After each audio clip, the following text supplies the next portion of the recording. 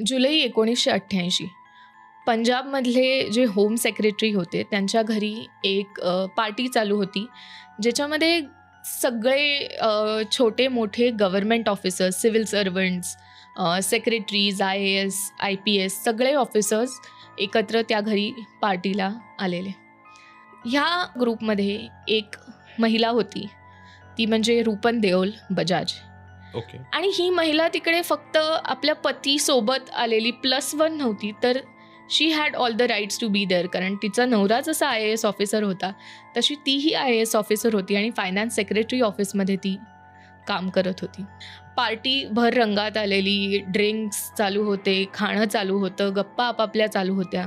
आणि ह्या सगळ्या गप्पांमध्ये रूपन देओल बजाजना पाठवून कोणीतरी बोलवण्याचा आवाज आला. आणि हा आवाज अनमिस्टेकेबल होता KPS गिलचा. 1980s आणि 90sमध्ये पंजाबमध्ये जर कोणी ॲब्सोल्यूट पॉवर असलेलं असेल तर ती व्यक्ती म्हणजे KPS gill, Kanwar Pal Singh gill. तर KPS गिल यांच्या पुढे नाव टायटल दिलं जातं सुपर कॉप. ओके. 1989मध्ये 89 साली त्यांना पद्मश्री सुद्धा देण्यात आली.